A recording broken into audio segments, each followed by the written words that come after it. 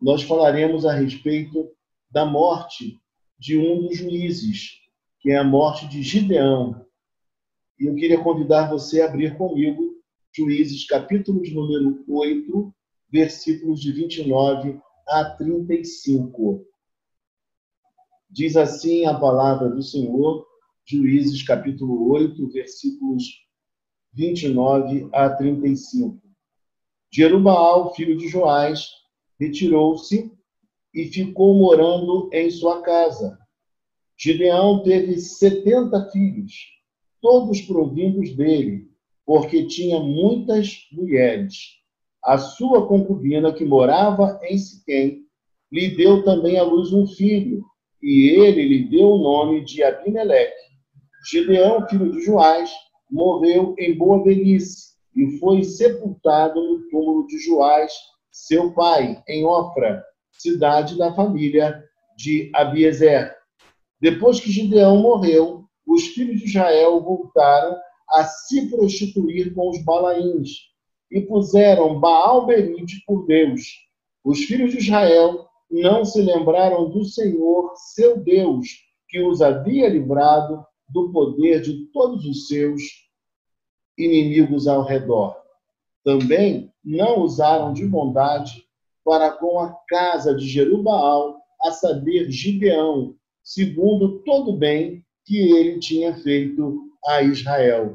Meus irmãos, nesta noite a morte de Gideão, a morte de um líder, de um personagem muito significativo na história de Israel. Alguém que começou no capítulo 6, onde nós lemos a sua história, de maneira muito tímida, insegura, mas que com o passar dos versículos e também dos capítulos, ele se apresenta depois como alguém profundamente aguerrido, ambicioso, desejoso de poder e até mesmo violento. Nós pregamos aqui e vimos que dinheiro, sexo e poder foram problemas sérios na vida de Gideão. E a gente sabe muito bem que são 3 problemas que derrubam muitas pessoas bem-sucedidas, homens importantes na sociedade e, por que não dizer, até mesmo na própria igreja. Gideão é um personagem contraditório, mas, ao mesmo tempo, ao olhar para ele, perceber as suas contradições, a sua insegurança inicial e depois uma coragem e uma postura de perseguir o poder como ele teve, a gente fica pensando a respeito de nós mesmos. Se Deus usou Gideão, Deus também pode usar a mim e usar a você também. Deus não é Deus de pessoas prontas e acabadas. Deus não é Deus de pessoas perfeitas aqui. A Bíblia diz para nós que aquele que começou a boa obra há de completá-la até o dia de Cristo Jesus. Sendo assim, nós verificaremos em muitas pessoas ao nosso redor, pessoas inteligentes, capazes, bons líderes, mas também com as suas questões difíceis, com seus problemas, com as suas esquisitices, com áreas que precisam de tratamento da parte de Deus. E Gideão foi alguém assim. E quando a gente observa esse texto no versículo de número 29, olhe para a sua Bíblia, o texto vai nos dizer que ele, na verdade, parece que se retirou da cena. Ele saiu de cena. E o texto nos diz assim: retirou-se Jerubaal, filho de Joás, e habitou em sua casa. Parece que ele saiu da vida pública. Mas Gideão deixou um legado tremendamente negativo. O grande estudioso D.A. Carson, ou D.A. Carson, ele expressa que, na verdade, Gideão deixou um legado negativo de apostasia e violência. Ou seja, ele começou bem a sua trajetória, com piedade, com simplicidade, até um tanto quanto acanhado, tímido e problemático. Eu falei para vocês que alguns diziam que ele era alguém com uma autoestima baixa, mas depois ele mudou completamente. E aí, o legado deixado por ele não foi dos melhores, porque ele foi a própria liderança que conduziu o seu próprio povo ao caminho da idolatria. Foi isso que aconteceu na verdade. Então, quando a gente olha para Gideão, a gente pensa também em nós mesmos, que nós precisamos nos cuidar, que a gente precisa estar sempre observando como tem sido a nossa trajetória, o nosso viver, o nosso caminhar. Gideão também tinha uma outra questão muito difícil, porque Gideão ele tinha um discurso e uma prática completamente diferente. E é isso que a gente, vez por outra, por que não dizer constantemente, a gente também percebe em líderes, e diria eu, até em bons líderes, pessoas que são tão contraditórias, que às vezes têm um discurso lindíssimo, mas na prática eles têm uma vida completamente diferente. Então, essa é a história de Gideão que nós aprendemos nesses últimos dias, nós percebemos a sua importância, mas também os pontos da sua vida. E quando a gente prossegue um pouquinho mais, né, a gente lê no versículo de número 30, Gideão teve 70 filhos, todos provindos dele, porque tinha muitas mulheres. Então, Gideão teve muitas mulheres. Ele viveu uma vida, embora verbalmente dizendo que ele não queria ser rei, mas na prática ele se assemelhou muito aos reis de Israel que vieram depois, mas também aos reis daquela época de outras nações. Ele teve muitas mulheres e ele também teve muitos filhos. É isso que nós sabemos pela história. E além das muitas mulheres, ele também teve uma concubina e um filho com essa concubina.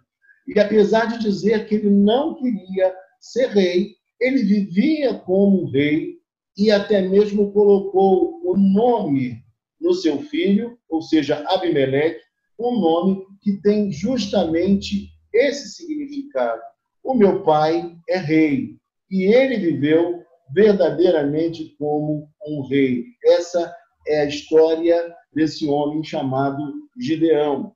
E o texto nos fala ainda que faleceu Gideão, versículo 32, filho de Joás, em boa velhice, e foi sepultado no sepulcro de Joás, seu pai, em Ofra, dos Abiesrita.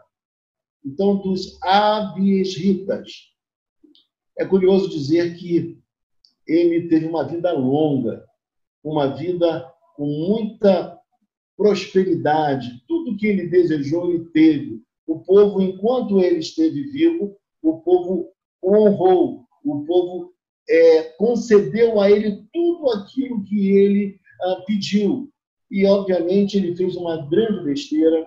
Ele acabou fazendo uma escola sacerdotal, como se estivesse ele buscando o papel do próprio sacerdote, coisa que ele não era, um poder, uma posição que Deus não havia conferido a ele, a Gideão.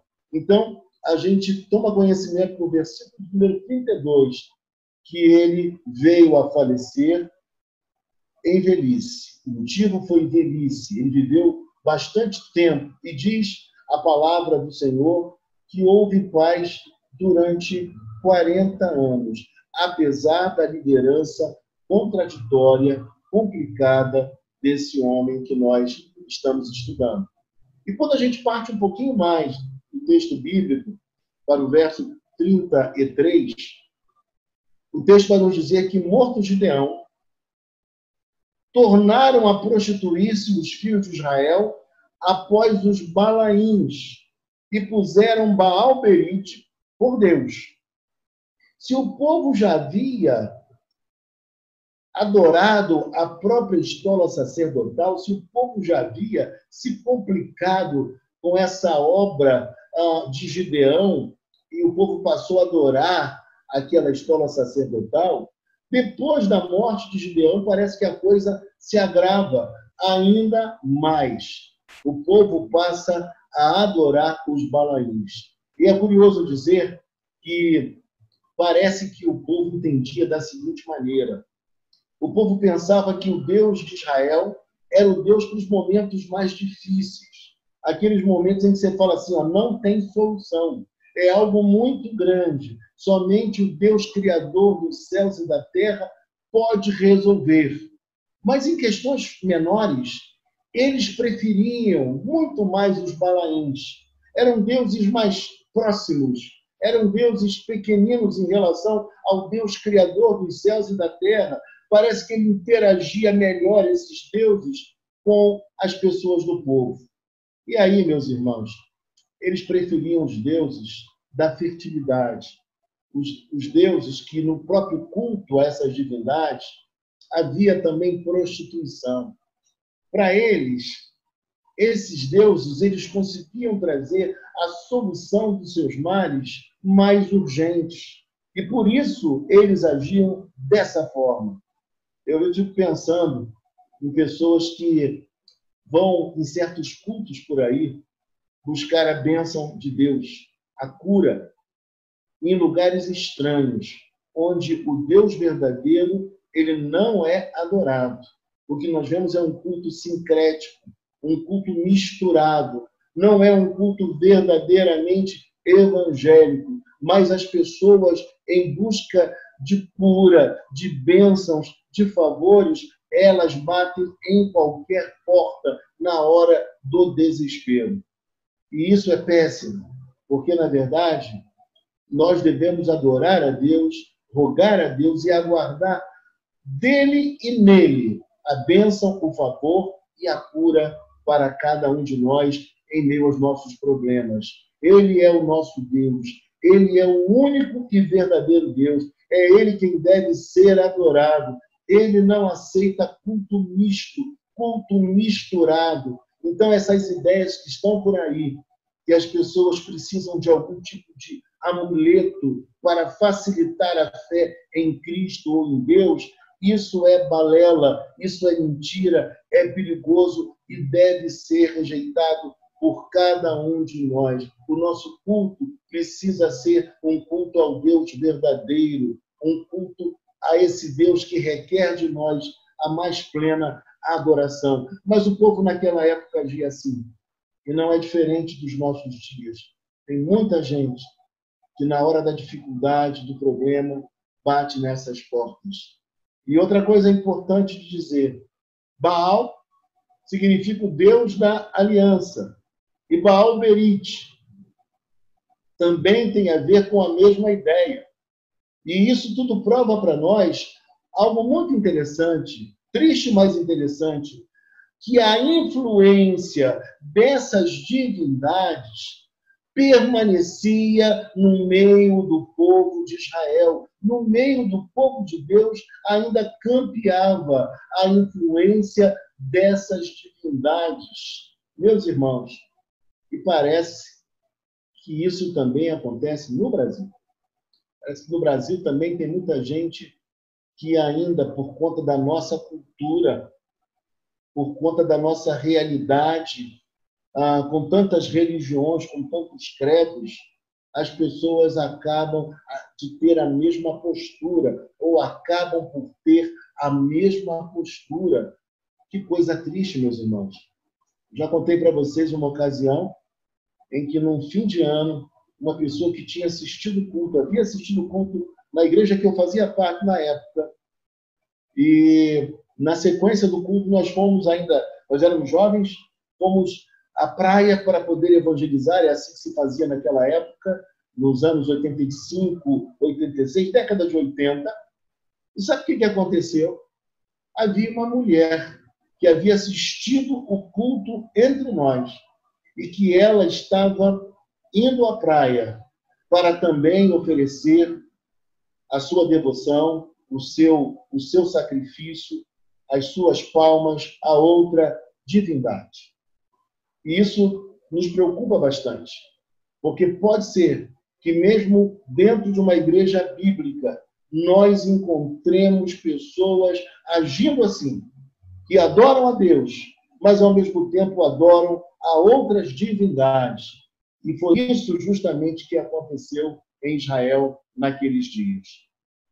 Eles pensavam que o Deus de Israel ele era importante porque ele era o Deus dos grandes feitos. Mas nas crises mais comuns, os balaíns resolviam muito melhor. Eram as divindades da fertilidade, que faziam chover, que faziam com que houvesse prosperidade. E nós precisamos estar muito atentos a tudo isso. E o que é mais triste é que o próprio líder, o próprio Gideão, foi aquele que fomentou, que ajudou que a nação chegasse a esse estágio. E quando a gente olha para o texto ainda, nós lemos da seguinte maneira, veja comigo o versículo de número 34. Os filhos de Israel não se lembraram do Senhor seu Deus, que os livrara do poder de todos os seus inimigos ao redor. Pense comigo uma coisa. O povo havia se esquecido completamente aquilo que Deus havia realizado. E realizado, inclusive, num tempo muito recente, através do próprio Gideão. Gideão foi um instrumento de Deus na libertação da opressão midianita. Da opressão midianita que durou 7 anos. Mas o povo havia se esquecido desse Deus tão maravilhoso e presente na história de Israel. Parece que houve uma amnésia espiritual.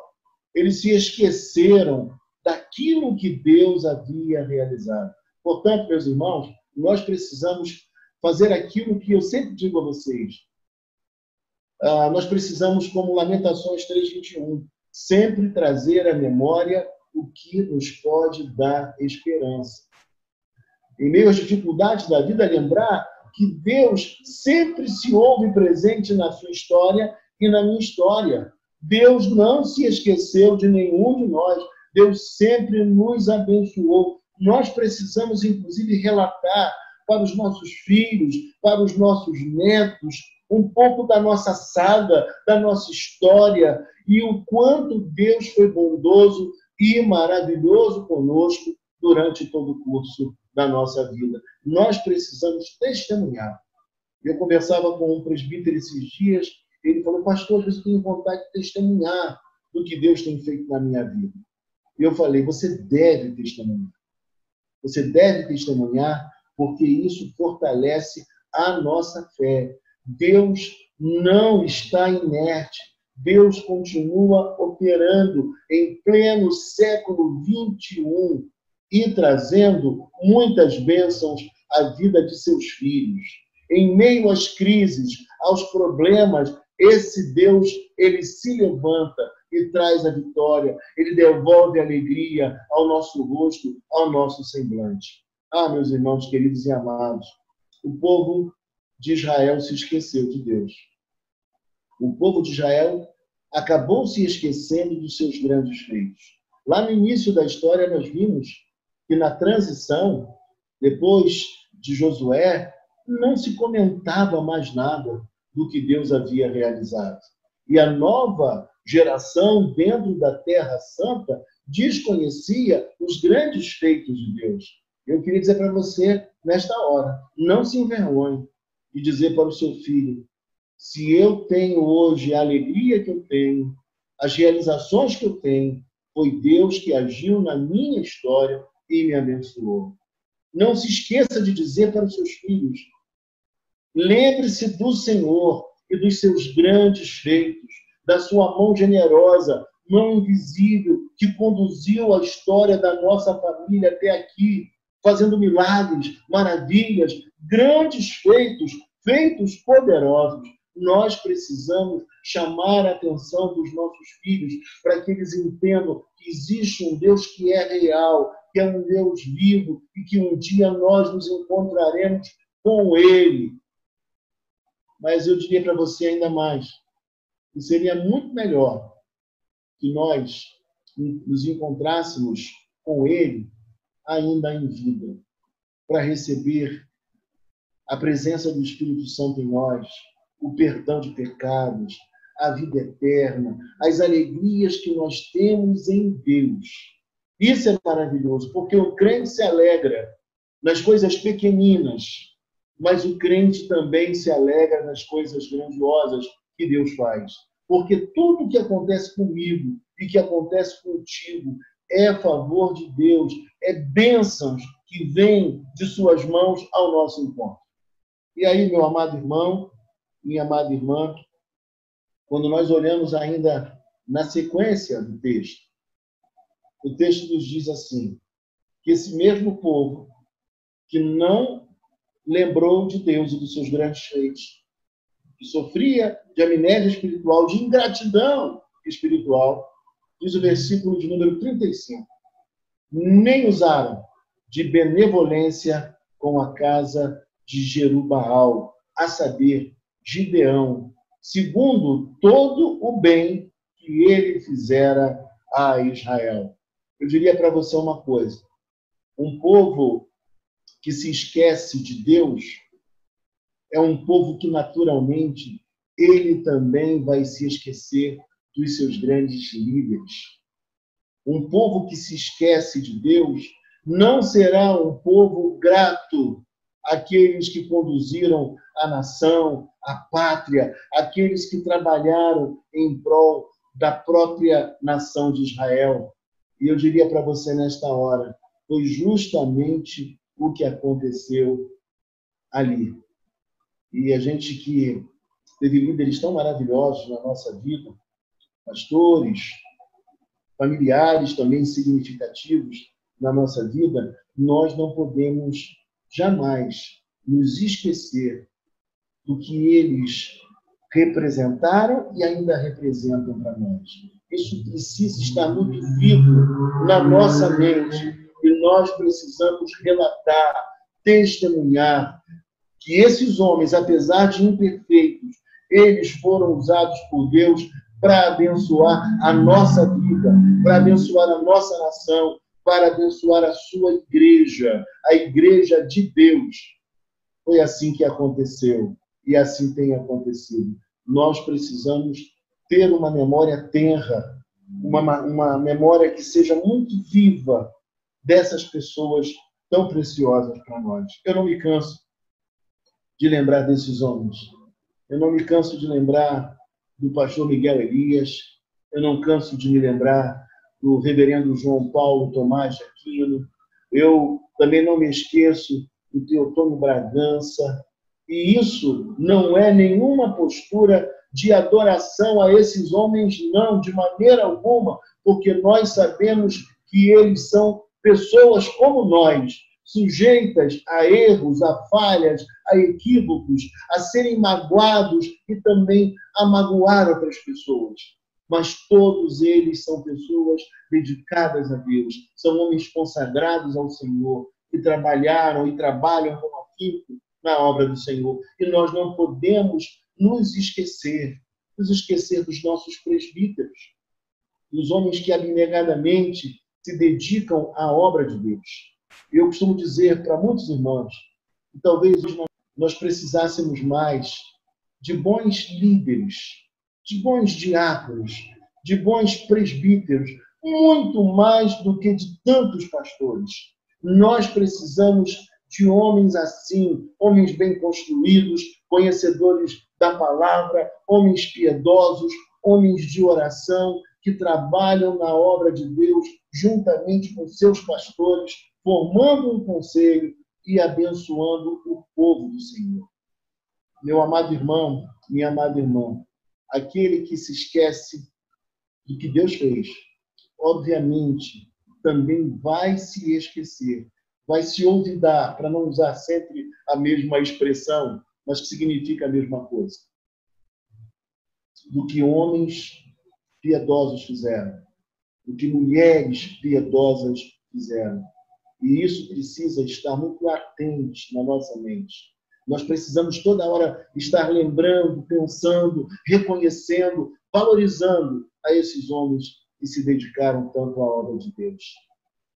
Mas o texto nos fala que, infelizmente, Gideão, ele veio a falecer, teve uma vida longeva, mas o texto nos fala que ele foi esquecido pelo próprio povo. E quando nós pensamos nisso, nós precisamos refletir para honrar, para valorizar em vida os nossos líderes.